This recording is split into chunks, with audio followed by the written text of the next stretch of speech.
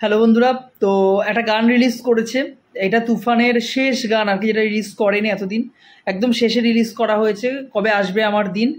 তো এই গানটা সিনেমার একদম প্রথম দিকেই ছিল, যখন সে স্বপ্ন দেখছে সে নায়ক হবে আর কি, ইন্ডাস্ট্রিতে কাজ করবে। তো এই সিনটা আমার দেখা হয়নি, আমি 10 মিনিট লেটে ঢুকেছিলাম সিনেমা, 10-15 মিনিট লেট হয়েছিল আমার ঢুকতে। তো এই গানটা কেমন লাগলো দেখুন। এই গানটার অনেকে আমার বলছে রিয়াকশন দাও দাদা।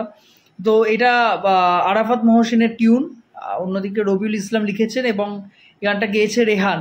তো দেখুন, এই গানটার সাথে আমাদের হিন্দি ইন্ডাস্ট্রির গত বছর ডাঙ্কি বলে একটা ছবি রিলিজ করেছিল, সেখানে লুটপুট গে যে গানটা ছিল, সেটা টিউনের কিছুটা মিল রয়েছে, একটা পোর্শনে একটু মিল রয়েছে।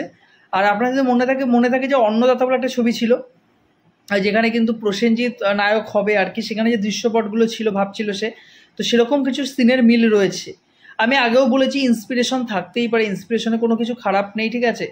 ওই যে সিনেমাগুলোর কথা বললাম, যে সিনেমার গানের কথা বললাম, সেগুলো কিন্তু অন্য একটা কোনো জায়গা থেকে ইন্সপিরেশন নিয়ে তারা তৈরি করেছে, ঠিক আছে।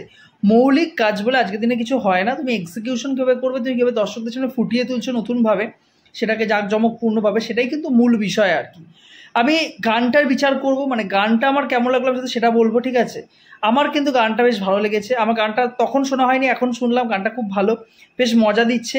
গানটার মধ্যে কিন্তু একটা ওই রিফ্রেশমেন্ট রয়েছে আর কি, ঠিক আছে। এবং শাকিব খানের যে সমস্ত লুক আমরা দেখতে পাচ্ছি, এটা একদম প্রথম দিকে, গানের শুরুর দিকে, সিনেমার শুরুর দিকে।